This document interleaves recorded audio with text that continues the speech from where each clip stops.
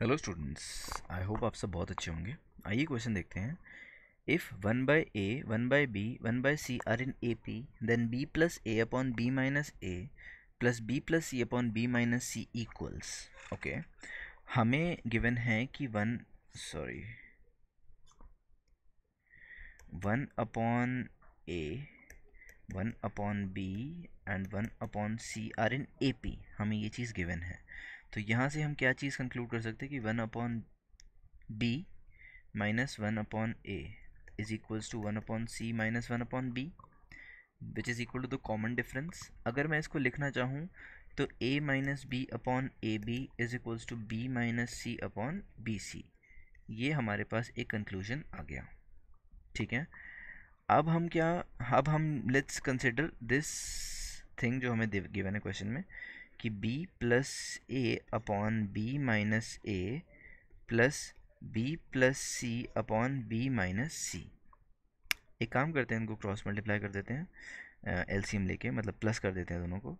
तो b plus A into B minus C plus B plus C into B minus A upon B minus A into B minus C.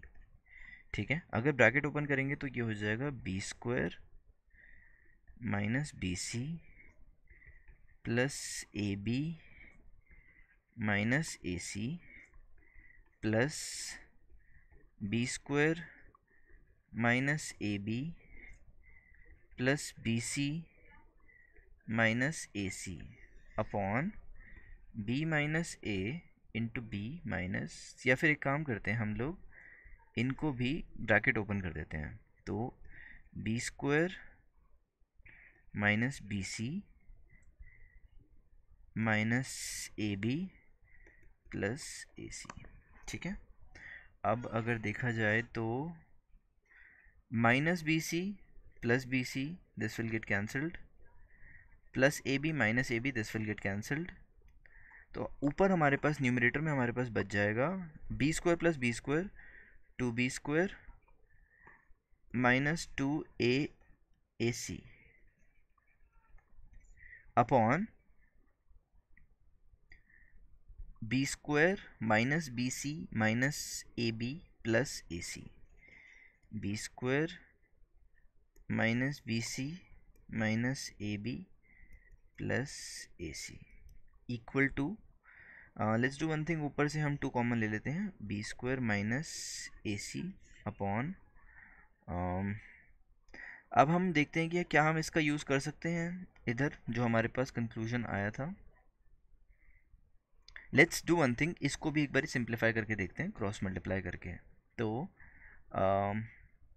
a minus B into B सी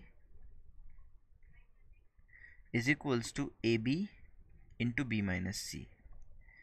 तो A B C minus B square C is equals to A B square minus A B C.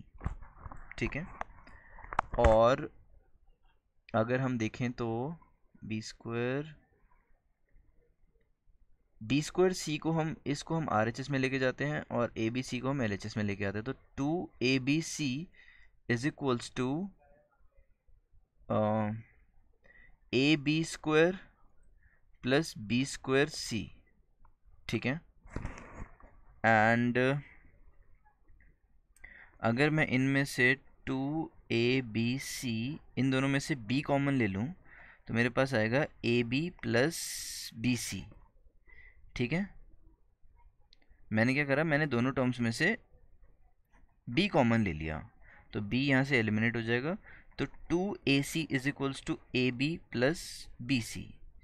एक result और हमारे पास आ गया कि A B plus B C जो है वो है 2ac के बराबर।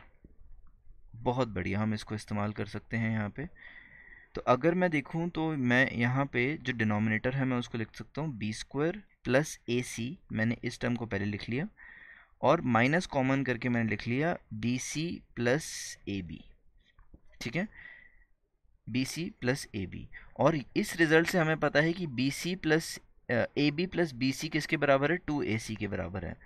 तो 2